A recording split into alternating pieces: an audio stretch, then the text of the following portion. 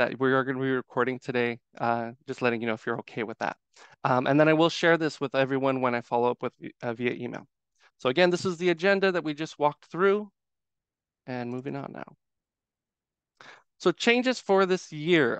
So hiring, financial aid.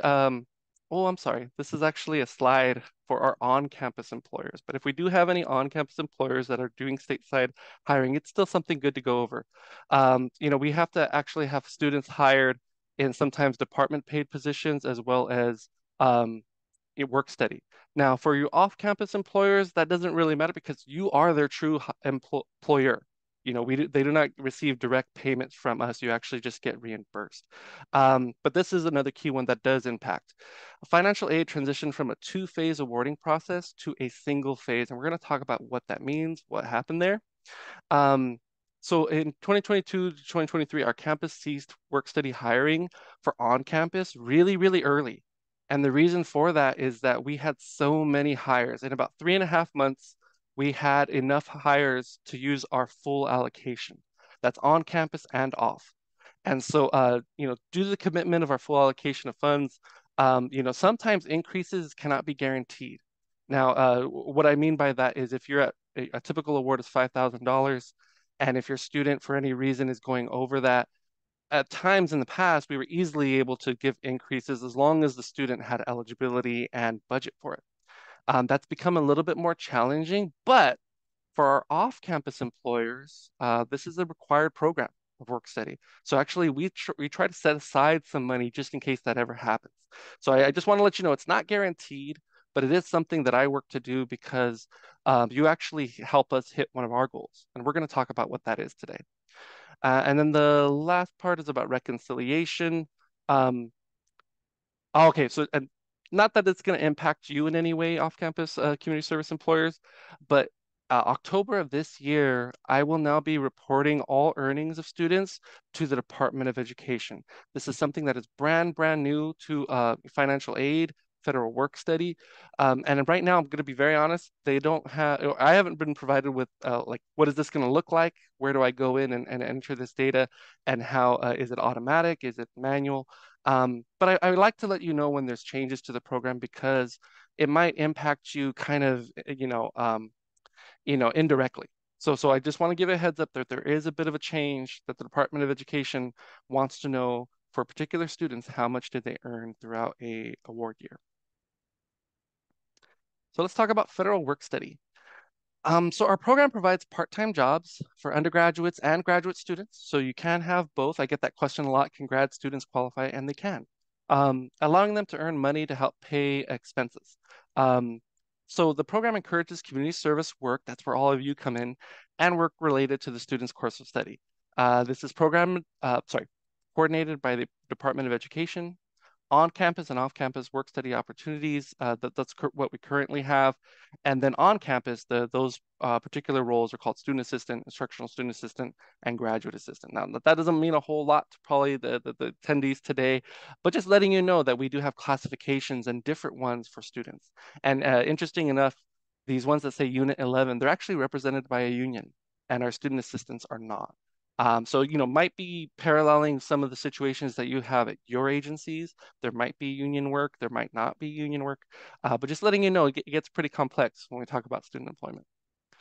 Um, so for federal work study, so when you are recruiting, you will definitely, we're talking about where you can go to post jobs, but this is something for you to be aware of because you might be say like, well, how do I know who has a work study offer and who doesn't?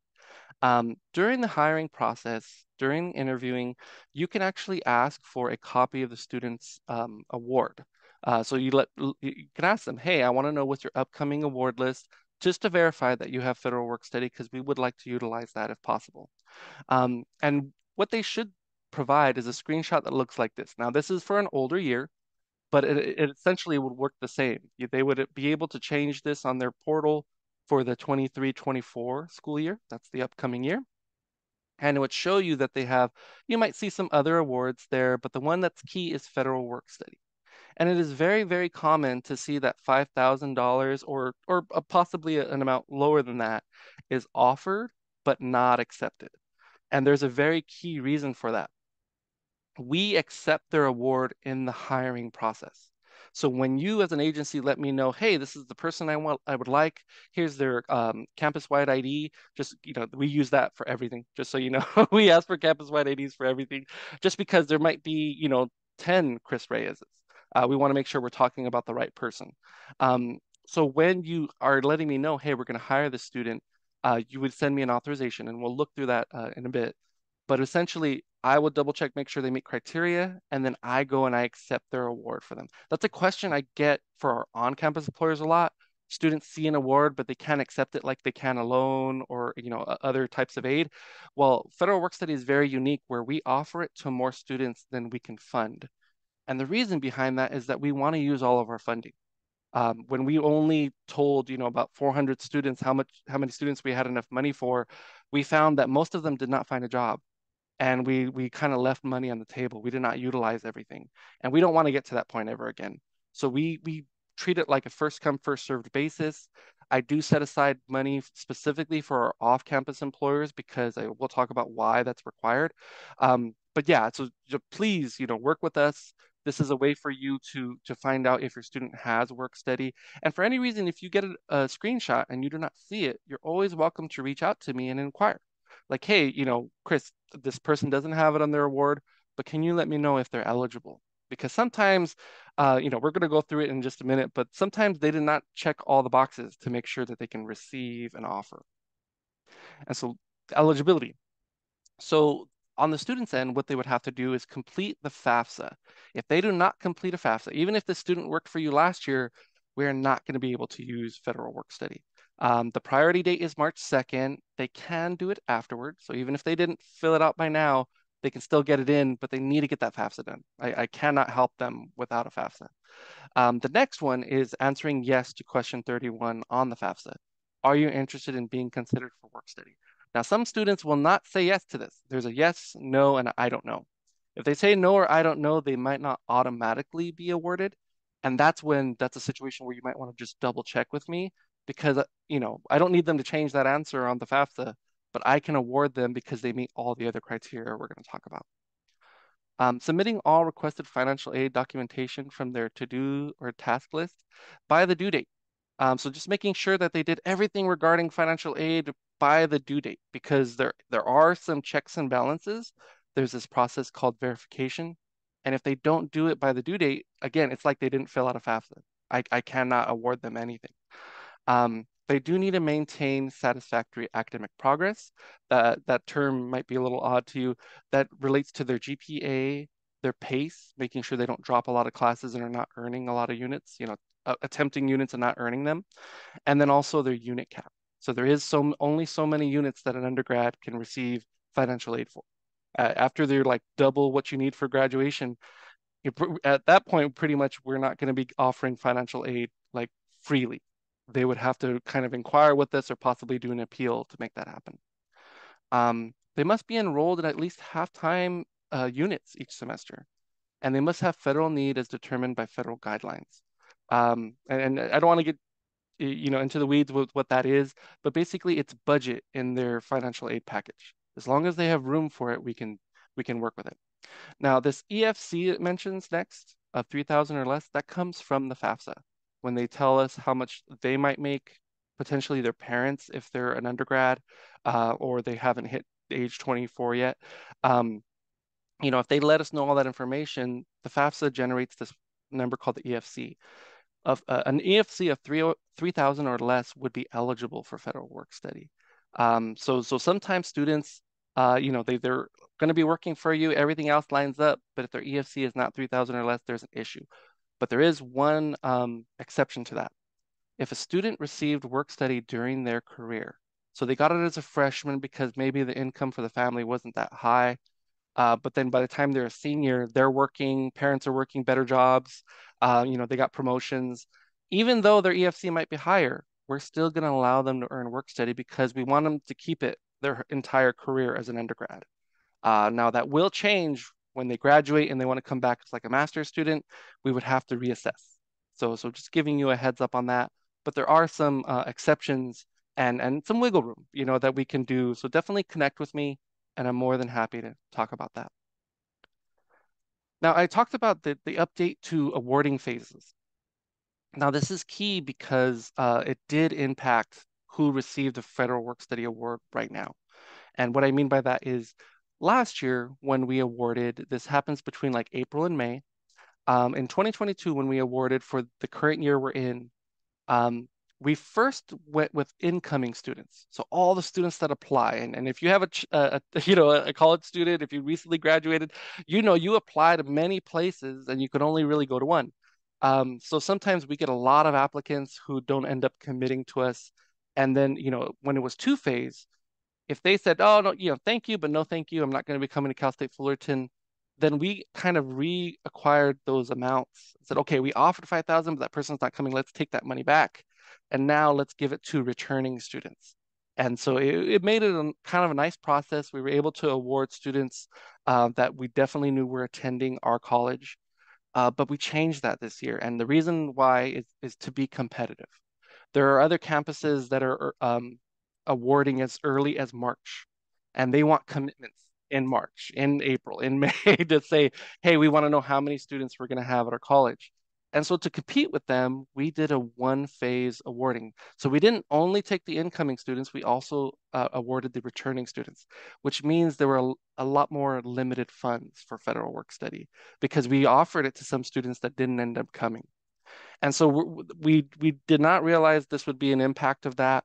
We were trying to support the campus in this one phase.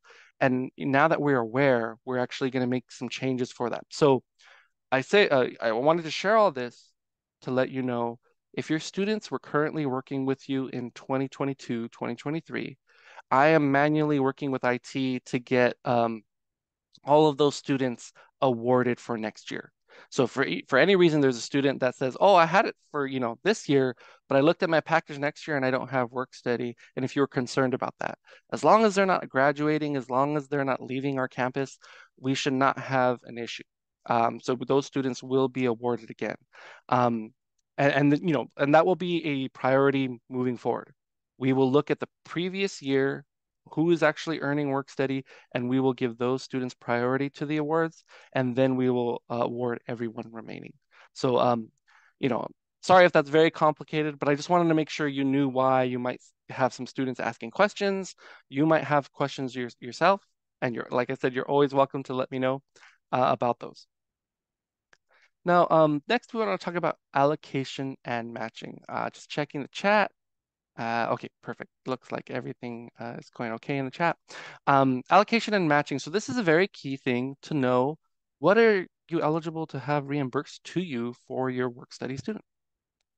So allocation and matching funds. So our year for financial aid begins with receiving our allocation and potentially something called a waiver, and I'll talk about what that is. So there's this agency, a Common Origination and Disbursement. They let us know, and it's basically an arm of the Department of Education. They let us know how much money we're receiving for the upcoming year, and this has already happened because it happens in April. Um, and our campus also finds out if we get a waiver to the matching requirement. Now, you might ask, like, what is a matching requirement? Um, we're going to talk about that on the very next slide. So just giving you a quick snapshot of our year. So we begin the year kind of with contracts. So I've already provided the general contract pieces as well as the job description to everyone via email. For any reason you haven't received that, please let me know and I'll definitely get that to you. All in preparation for July 1st, because July 1st is when our award year begins, the 23-24 award year. And that's right smack dab in the middle of our summer program because summer classes begin on May 30th. Fall will begin August 17th. You do see that there's highlighted like, hey, if a student is graduating, they can only work to a certain date. This is a document I'll share with you. You don't need to take pictures or try to write anything down. I'll be sharing this with you just to make it hopefully as easy as possible for you just to get an idea of your students. Because I get you, you're not on our campus, you're not knowing the terms, you're not, in the middle of all that. And I experienced that when I was part of Think Together and hiring APU students. I didn't realize, oh yeah, every January they're going to be changing classes and their availability may change. The fact that income, I'm sorry, minimum wage may change come January 1st. Now, right now, there's nothing planned that I've seen. We're at 15.50 right now. Nothing is planned. But for the last few years, if you have anything to do with hiring employees, you know it's been changing quite a bit, and it's grown vastly. I think it's more than doubled since when I started working. So, that's just something for us to keep in mind. And I like to include that on this snapshot of the year. Um, and we'll talk about why students can only work up to a certain date when they're graduating. Spring term begins. So letting you know when spring would begin. It doesn't start right in January. It's like January 16th. It's about 2 weeks in. And then we kind of, get to the point where the allocation, the waiver, the awarding happens, and we kind of start all over again. And these dates, they might change by a couple digits, from the 8th to the 10th, things like that. But for the most part, this is a pretty static calendar that this will not change drastically. The only thing that could change is like how many times we award, our allocation amounts, things like that, whether or not we get a waiver. So we'll definitely talk about that more as we go. So matching funds. So we were talking about that. What's a waiver and what is non-federal share matching funds? So traditional federal work study is not 100% reimbursed. The way that I used it when I was part of the nonprofit was back in like our campus in 2018, 2019, 75% was covered by the program, but the employer would still need to pay 25%, whether you're on campus, off campus. There were a couple special jobs like math tutor, reading tutor, where it was always 100%, but it was very different for your typical student employees. Um, so that was the non-federal share matching. So though they gave 75%, the employer would have to pay a quarter of the salary. But we received a waiver starting in 2019 through 2020, and this is the fifth year we'll be receiving it again. And what that means is up to their award amount, you can receive 100% reimbursement. And what do you mean? What does that mean?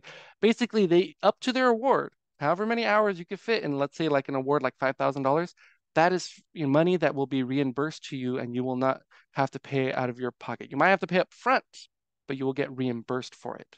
And basically, those students will not hit your budget negatively until you go over that award. That's always something I like to share. Now, the reason we have this waiver is we have three attributes of our campus. They're the three accolades. We're an Asian American and Native Pacific Islander serving institution. We're developing Hispanic and serving institution as well, and promoting post-baccalaureate opportunities for Hispanic Americans. Now, any one of these reasons alone would be enough to get a waiver, but we have all three. It's one of my favorite things about Cal State Fullerton, the diversity that we have here, and and I think it's something that our campus prides itself on. And for that, you all get a waiver out of it, which is really, really exciting. Now, it's not guaranteed every single year, but we did receive it for the upcoming 2023 to 2024. So just to give you an idea of this, so we have Denise here. Okay, so if she got hired in 2018, 2019, and she had a $5,000 award, 1,250 of that would have been paid by the employer. If she was working off campus for any of you, that means she would have earned 5,000, but you only would have been reimbursed 3,750. So that's kind of how that one works. Now, from 2019, 2020 on, if Denise earns 5,000, that whole $5,000 will be paid by WorkStudy. So all the reimbursements up to her award amount, up to that 5,000, will be processed, and you will be receiving reimbursement up to that. All right. Doesn't look like we have anything in the chat yet. All right. So next, I just want to talk about community service employers, but any questions about that? I know that's a big deal. I know that's probably why some people are on the line today finding out like, well, what do we get out of this work study? How does it benefit us? I'm always happy to take any questions. If anyone wants to unmute and drop a line in the chat, just let me know.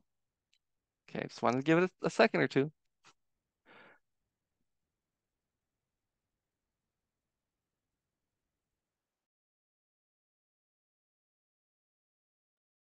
All right. Okay. So it sounds like we're good. Community service employers. So let's talk about like what you all will be participating in, what are the requirements, things like that. So our policy. So just letting you know, an appropriate rate of pay must be offered according to the type of the work performed, the geographic region, the employee's proficiency, and the applicable federal, state, and local law, including state or locally established minimum wage rates. Now, working at Cal State Fullerton, it's relatively easy because we're a centralized employer, but I worked for a nonprofit. And I remember we were an after school program and we were in multiple school districts in multiple cities. And some cities had a higher pay rate than others. So our minimum wage for this particular school district was higher than than this school district. So I totally understand that might be something that impacts you, but please note we are welcoming any of those changes in pay rate because, and I know it's a big impact on potentially you as an agency, but I totally understand that, because if, traditionally maybe most students are getting paid 1550 starting for your agency, but there might be someone who works in a city where, hey, the minimum's 1650 for whatever reason, that county, that city, whatever they might have done. Let's say you had an agency in Frisco. I know that's kind of far-fetched, but if you had an office in San Francisco, we know the minimum wage is way different over there. Well, I'm going to talk about the range, and as long as it's within our range, we can definitely support that.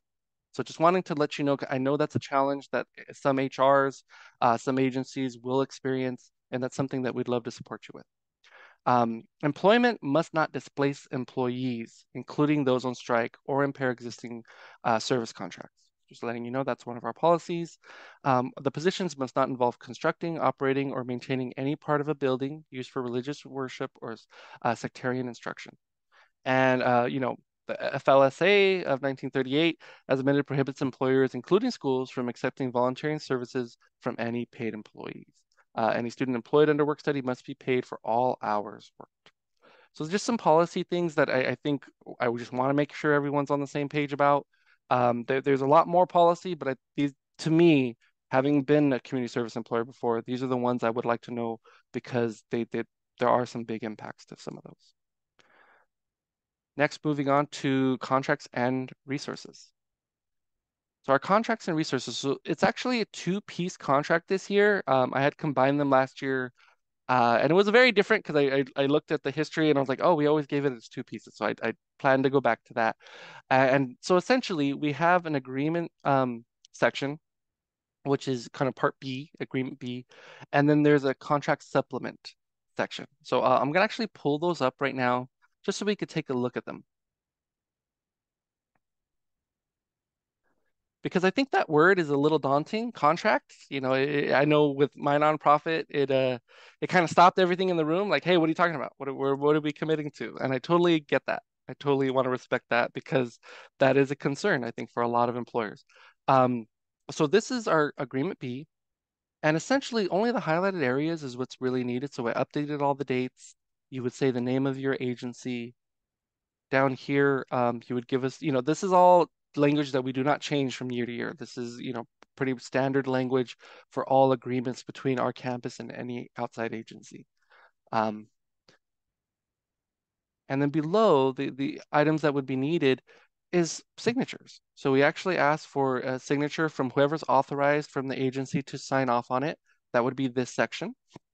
After that, my director, Jessica Barco, she would sign off on it. And then we send it over to contracts and procurement for finalization. So that's not a whole lot of data. That's just your name, all the kind of preset verbiage, and then coming down to signatures. So that is part B, but it does have a supplement to it. So let's take a quick look at that. So the supplement gives us a little bit more information about what kind of work are they going to be doing, giving you more information about how do timesheets work or how should they work working and collaborating with our campus. So there's sections for earnings, timesheets, payroll vouchers, and paying students. And we'll talk about, in practice, what does that look like? When you pay a student, how do I get reimbursed for that? We're going to walk through that step by step later. So just giving you a heads up on it. So the reimbursement procedures are here, but I do provide them as well, on a separate page, and we'll walk through that today. Now, the key pieces of information for me is knowing where are these students going to be working.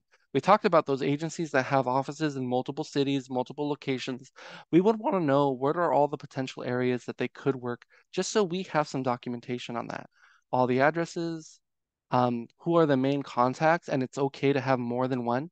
So, right now I think there's only one section here, but you can easily copy this and paste it if you wanted to say, oh, this is my main person in the office that I want you to talk to. But when, major issues or any major concerns come around, as a general manager, I want to know about this, and I'm going to include my name. That way we'll know who to contact in those situations. And then we come down to Exhibit A. Now, this lets us know what type of positions are you going to be hiring for this, for the upcoming year. So for 2023 to 2024, with the name of the position, the hourly pay range, the number of positions you anticipate hiring, and then just letting us know when do you anticipate them being actively working. And then down here, this allocation and breakdown. So everything, right now is 100%, but this yellow is asking you for how much would you like us to, kind of set aside for your agency? And what I mean by that is, if you're planning, okay, I want these 3 students. I really need 3 students. The typical award is about $5,000. Right there would be a great spot to put 15,000 because that's pretty much what you're asking our campus to commit to. Now, we would have to review it. I would have to double check that with my leadership and make sure that that it is something we can approve and agree on. And then I also know that sometimes we're shooting for goals that we might not hit. So I work with Placentia Yorba Linda School District, and sometimes we want to recruit students at every single school, but the reality is just due to time, and the way that our recruitment works, sometimes that's not possible. So we might put something like $50,000, but we might not have 10 employees to fill all of that. So that is something I completely understand, but it is a way for us to understand, what are your goals? How can we support you getting there? And what can I do to really make sure that this program thrives? And then coming down, giving you an example of our position description. We do have a template specifically for that. And the last section, so there was a federal share, and then the last section down here, I think is the work in public interest. So we asked for a public interest statement from your agency, as well as a brief summary of your organization. And that is essentially, those 2 documents combined is our contract. I think people hear that word and they get a little skittish, but please note that we're here to help you. I'm here to help you and collaborate with you. So please let me know when you have questions, concerns, and I can definitely take that back to my leadership to determine if there's anything we can do about those, or if there's any concerns on our end. I'll be happy to share that. All right, moving on now. So we talked about these 2 sections. And I just wanted to highlight one more time the pay rate. So I had an agency last year that said, okay, and I think minimum when we started last year was like 15. So it was 15 still for certain size employers, 1550 if you had like 20 something or more employees. So they wrote like 1550 to like, let's say 17, something like that. Well, they later found out that their HR had just increased the minimum wage for their student employees. I think this was for college aides. And so for college aides, it's now, going to be $18 per hour. That's the minimum. So already, the contract that was signed off on, everyone approved of, is not, it does not have the correct pay rate for those students. So I really would encourage all agencies to use this as a true minimum and a true maximum. And what do I mean by that? Just as an example, for Cal State Fullerton, for all Cal State universities, for student assistants, these are the ones that are not represented by a union. Their range is from 1550 all the way to 2325. Your range does not have to be that large, but I would encourage you to use your true range to make sure that when changes like that happen, when increases come from your HR department, so that you're ready for it. You know what I mean? Because if I have this range and I put this down here and I find out, oh, guess what?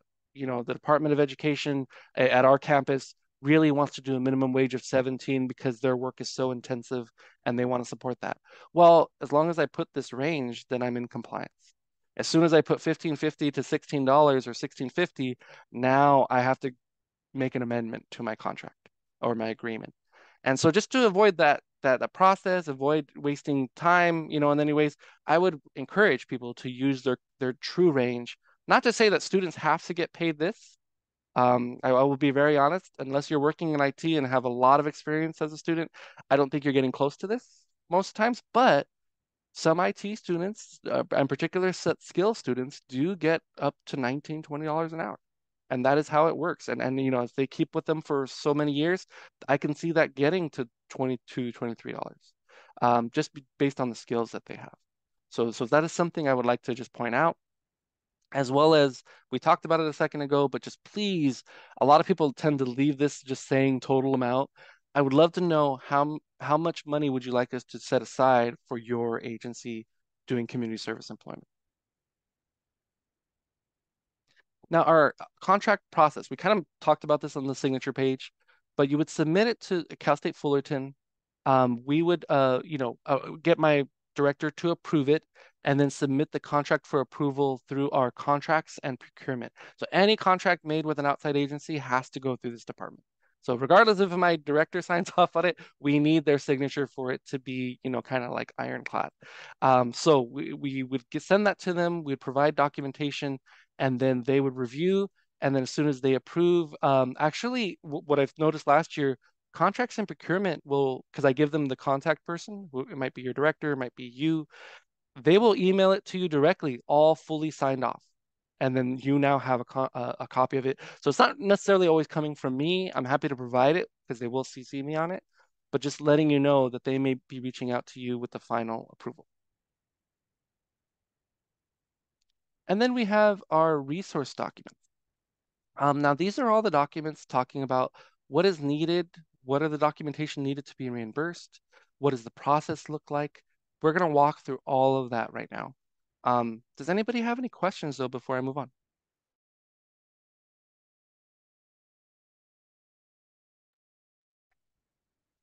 All right, you guys making it easy on me today. I'm just kidding. All right, so let's talk about this off-campus employment authorization form. So for off-campus employment, we want to make sure that students meet the criteria. And so for that, I'll have to make sure that there is an off-campus authorization form on file for them. Sorry, I'm gonna pull that up right now. So that form looks like this, and it's pretty simplistic. It lets us know, let us know what type of agency you are, the name of your agency. This is going to be from 2023, July 1st, 2023 to June. What is their award amount? And you can find that out from the student. What is their campus-wide ID? Again, from the student, and their name and middle initial if they have one. Now, the employer approval. So for you, let us know your name, your address, start date you anticipate them starting. So just basic information, just knowing who the supervisor is, who's their attendance clerk, what is their hourly rate going to be. And then there are some agreements we would like you just to be aware of. So certification, please initial each section, just understanding that you'll be monitoring their work study earnings so that earnings do not exceed their allocation. Because as soon as they go over their award, if it's like a $5,000, if they've hit that in March and April comes around and they earned another 400 or 500, we're not going to be able to reimburse that unless you coordinate with me and let's determine can an increase be made. Does the student have room for it? Are they still meeting eligibility? Is all of that good? And maybe we can actually increase the award for them so that they can work through June. Because that our award year is from July 1st to June 30th. Uh, I understand that I must submit request for reimbursement. I do apologize. I should have updated this one document. So this is written several different places, but I had a chance to check in with our person that receives all of these requests. And he shared that it's okay for these to come in by the end of the following month. So, if you're getting this taken care of, like let's say for the current month we're in, we're just about done with May, and you want to submit a request, you would have till the end of June to get that in. The only time that changes, so the deadline, and I'm going to update this to July, sorry. So June is where we told you our year ends. So July 15th is when I would need all final reimbursement requests. Not necessarily myself, but our accounting team. But we would want to make sure all of those are provided by that date just to make sure it kind of meets all of our reporting. Because what we do after that, and I don't know if you saw this on the calendar, but we start doing reconciliation. So we have to tell the federal government this is how much money we've used. And if you do not get it in by July 15th, the 15th of the last, following the last pay period of the award year, that's where we can run into some issues. So I will update this. It is usually the last, the end of the following month. So if they worked in May, you'll have all the way until the end of June. And only for the month of June, because we're ending the year that year. Sorry, in that month, would it be July 15th? So I'm sorry I don't have this updated correctly. I think I'm showing the wrong document. I have a couple of them saved, but I just wanted to give you that heads up. So, understand that if it's a request for reimbursement is not submitted by the end of the month following, so this is the correct language, that my agency will not be reimbursed. So we want to make sure this is done timely.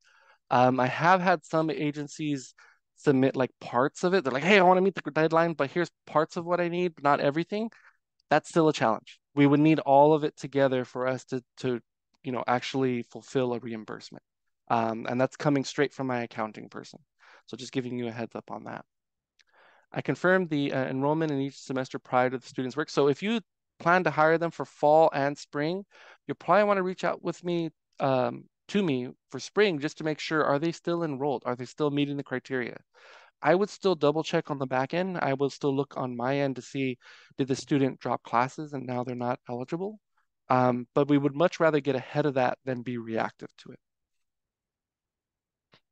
I agree to provide supervision to this employee, provide copies of timesheets, payroll confirmation, and to pay the student not less than monthly. I agree to remain in compliance with the approved contract, including all exhibits and supplements. And I agree to wait for authorization before allowing the student to begin employment. Now, something around that, they are your employee. And I get this question a lot. Well, Chris, work study, they're still working on their FAFSA, things are still getting taken care of. Can I hire them and work them? If they're your employee and you're going to pay them from your funding, that I don't have a say in that way. But if you want to get reimbursed by work study, that wouldn't be able to to begin until authorization is fully done. That means I've accepted their work study award, I've made sure they meet all the criteria, and at that point, I would send you the approved authorization. At that point on, now we can reimburse whatever they earn. So I don't want you to wait on me because sometimes my office is so busy and there's so much going on that if you have the ability to hire this employee, start the process on your end, you are welcome to do that. You don't have to, but you are welcome to do that. And then when authorization is fully given, at that point, moving on, we can reimburse. So the agency would have a signature, someone who's authorized, and then when this is provided to me and I approve it, I would authorize it, or someone in my office down here at the bottom. And then we would send it back to you, just so you know what's the award, is everything good to go, can I start working them, and consider their time, work study time now. So that is the first document that I have. Any questions on that? All right, so the procedures checklist. I don't see anything in the chat. I'm going to keep moving, but please stop me if you need to.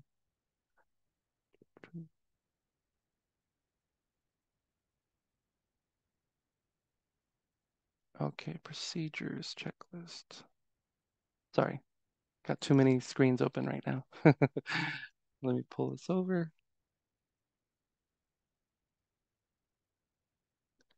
Okay, sorry, it's coming up right now.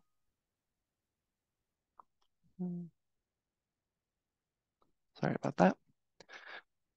Accounting services and financial reporting. So this is the department that actually processes the reimbursement, accounting services and financial reporting. It is not processed by my office specifically, but they work in collaboration with me, and I'm usually CC'd on all the back and forth between you and them. So the reimbursement procedures checklist is as follows. You would fill out a reimbursement form. We'll take a look at one in just a second. You would provide copy of the student's timesheets, including their work schedule. Uh, Monthly timesheets can be signed and dated by both the student and their supervisor on or after the student's last day of work for the pay period. Make sure the student hours do not exceed 20 hours per week. So this is a rule because that is the rule if they worked on campus. We are not allowed while they're going to school to work more than 20 hours per week. The caveat to that is if they have like spring break, they can work up to 40 because we know that whole week um, there's no classes happening. While they're attending classes, they are limited to 20 hours per week. Now, when does that end?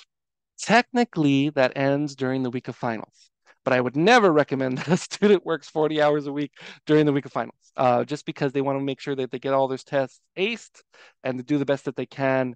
And and they might even ask you for some time off because they know how critical some of those tests are.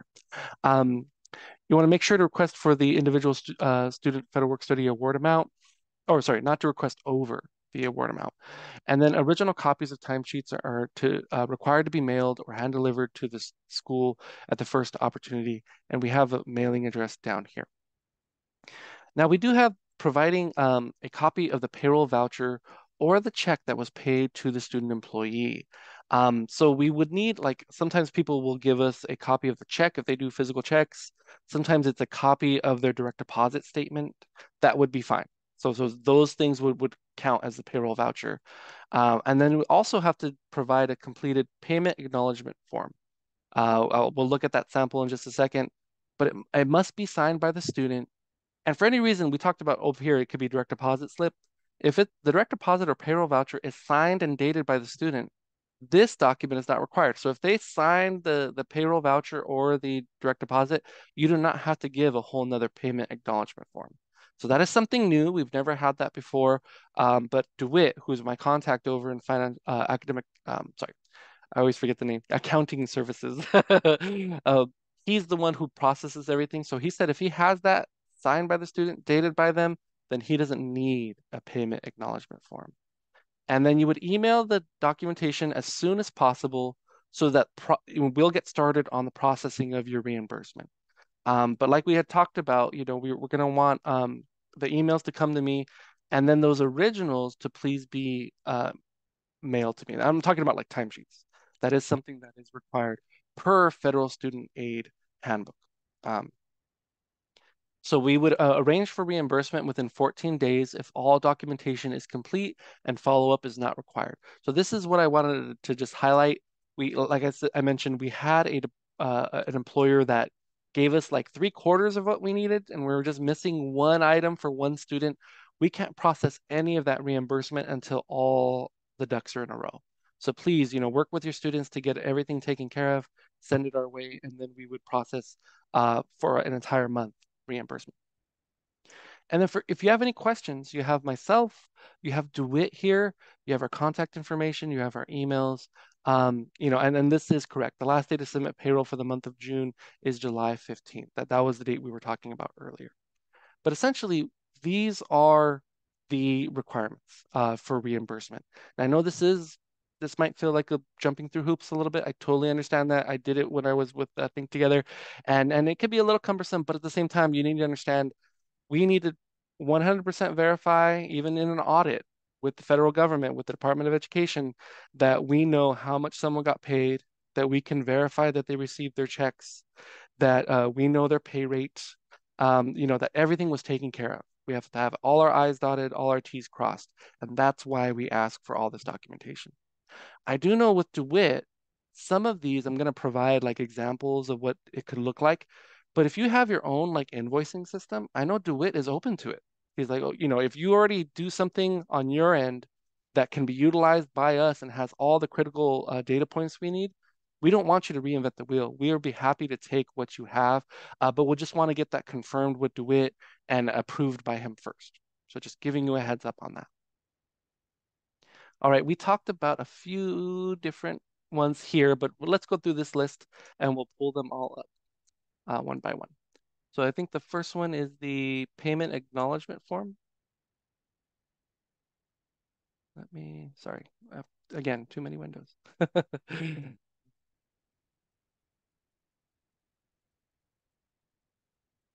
Here we go. Oh, sorry, dragged the wrong one.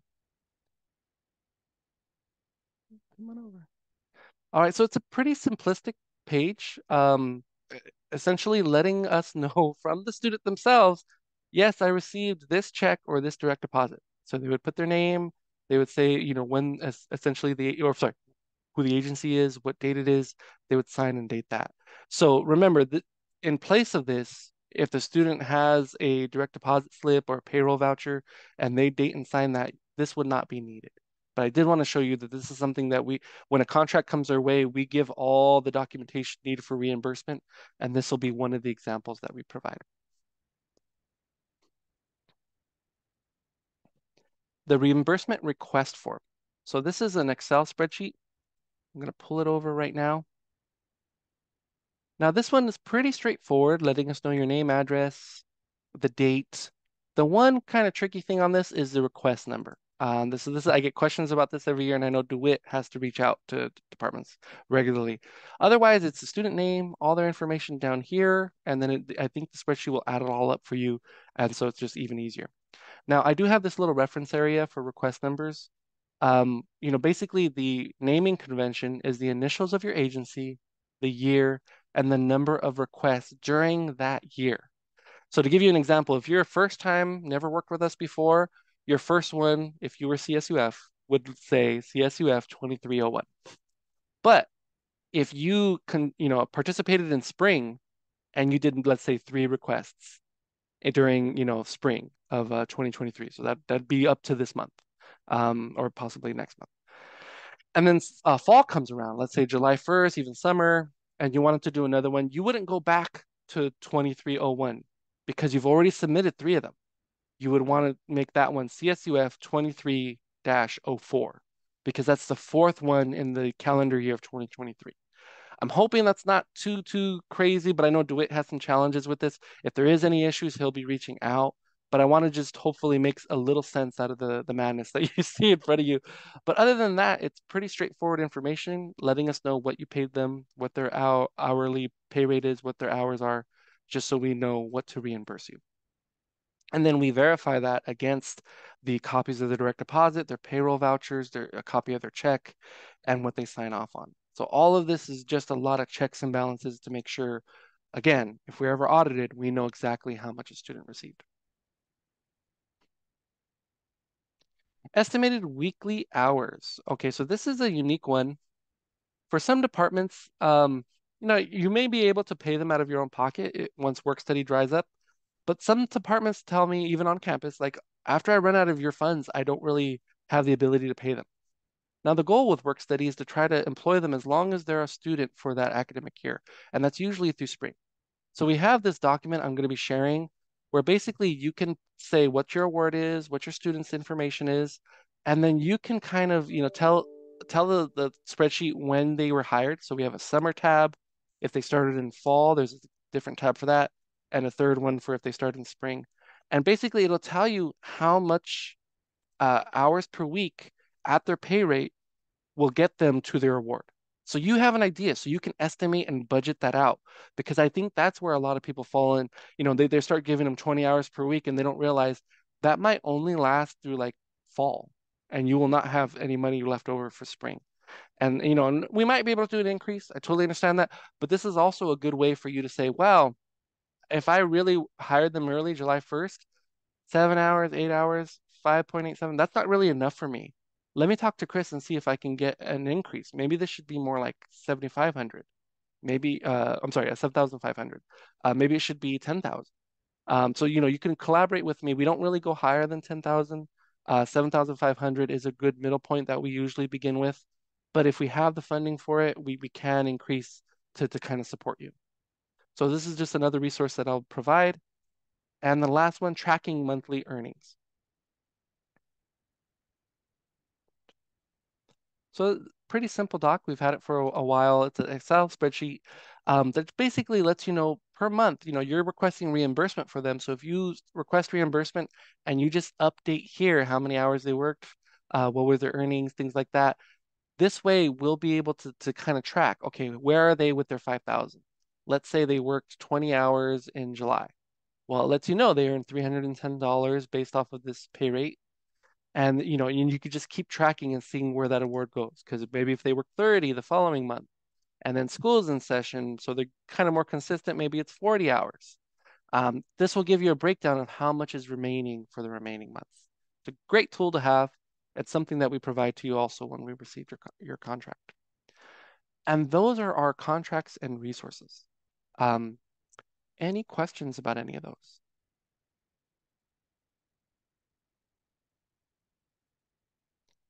All right. Feel free to unmute if you do. Um, the hiring process, we do have an online job posting website. That is our Titan connection that goes through our Career Center. So some of you are probably familiar with it. You do not need to participate in work study to use this. You can't only, sorry, you do not only get the opportunity to post work study jobs there. If you have other opportunities, if you have internships, things like that, you can use our Career Center to advertise those to our students. So Titan Connection, the Career Center is a great resource for that. If you need to get in touch with anyone, please let me know. I'll be happy to connect you. And now, we looked at this form earlier, the employment authorization form. I would need that again to just double check they meet all their eligibility before the reimbursement can be requested. This is something once it's done, I share with DeWitt as well. He will not reimburse anyone that doesn't have an authorization form in place already. There is an annual job description. So when I provided the contracts, I provided this as well, so that we looked at a table earlier where you told me every job, their pay range. This is letting me know what are they actually going to be doing in the job. Very similar data, a salary, agency department, what's their location, letting us know the position, the duties, general qualifications, and a brief summary of the department and or program. I would need this every year. Every year I would need an updated one. And the Federal Work Study Council responsibility. So when all this is going on and you send things my way, what is my job? And what can you hold me to? I have to make sure that all these students have a Federal Work Study Award offered. I will accept it on their behalf once they're in the hiring process. I make sure they're enrolled in at least 6 units, that they're meeting satisfactory academic progress, they have that description on file, and that a representative from employing department attended. Well, I'm sorry, this is for our on-campus employers. You all came, and it wasn't required to come today, but hopefully to find more information and get a little more clarity on what this program is. Our on-campus employers, they're required to attend a training similar to this. I'm not calling this so much a training, but just more giving guidance. But theirs is it's a bit more extensive because there's a lot more that goes on the on-campus side. Now, tracking federal work study awards. So the handbook states that for a work study student in a given period may earn up to 20% in the summer of their award, 40% in fall if they're summer hired. If they're hired in fall, then they could be 50-50. And then in spring, another 40. Now, this is a great kind of rule to follow if you do not have the ability to pay them out of your own funds and your own budget. If you're paying them out or have the ability, once they're done with work study, you're just going to pay them anyways and keep them going. You don't necessarily need to follow this perfectly because the goal is to keep them employed. And if you already have the plan to do that, by all means, you don't need to follow the 20-40-40 rule or the 50-50 rule. But we have some departments that, and I imagine some agencies that are like, we're doing this because we don't want it to impact our budget. If that is the case, then I would highly, highly recommend you follow the 20-40-40 or 50-50 rules.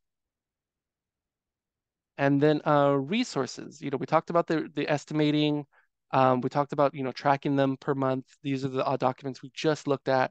You want to make sure you're using these regularly just to make sure that you're on top of it. You know where your students are. DeWitt is actually the person that will let you know when you send a reimbursement. Hey, I'm going to be able to reimburse all of students except this one. This student is now over 5,000. Usually before he sends that email, he'll check with me to see if we can do an increase, if there's any wiggle room that we might have. But we always want to get out in front of that. We want to be very proactive, not so much reactive. So your help with that was always greatly appreciated. And then we talked about the requesting reimbursement. You would do the off-campus form. You would follow the checklist and do that payment acknowledgement form unless you get signatures and dates on the payroll voucher or direct deposit slip. And then we talked about this in the calendar a little bit, but the special situations. Graduating students may not earn work study after the last day of classes in the term they're graduating. If they graduated during spring of 23, I think our end date was like May 10th because that was the last day of classes and then the following week was all finals and testing. Whenever your student graduates, I need you to know that it ends when their classes end. We cannot reimburse anything after that point. So you want to be in close communication with your student. If they're graduating, as an employer, you probably want to know that. Maybe it's somebody you want to pick up in now that they're going to have their degree, maybe in a higher level position. I don't know. It's always great to be in communication with them, to be aware of these things and to know, okay, they're graduating. I'm only going to really say they're working until the first or second week of May. And then after that point, they truly are only going to get paid out of our department budget or our agency budget. And summer. So we mentioned that July 1st is when all work study begins for the new year.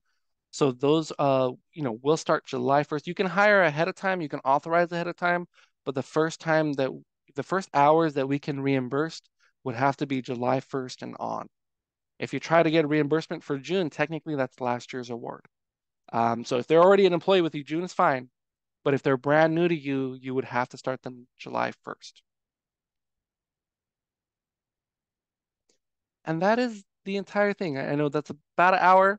Hopefully it made sense. Hopefully it didn't ramble too much. But I am always happy to talk. But I would love to ask if there are any questions at this point.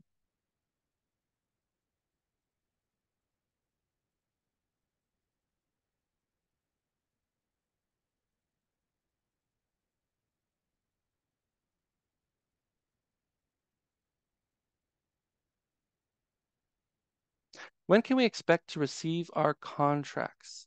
Um, let's see. Oh, yes, yes, yes. So I have the contracts available. I will be happy to send that to you over in, I believe that's ASI. Yes, I'm happy to send that over to you directly. So let me just make I'll make a note of that. Make sure I get to you right away. Sorry that I did. It's kind of weird because when we have ASI for us is an on-campus employer, but they're not part of stateside. So we have some people kind of that are hybrids. They're on campus and off campus. When we get to those lists, sometimes when I reach out to everyone, you might have fallen through the cracks. So I'm so sorry, ASI, that is likely what happened, but I'll make sure that I get that to you today.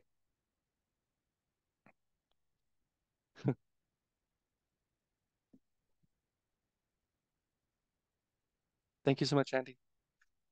Any other questions? And just in case this will help, oh, I hit stop share. But what I meant to do was to stop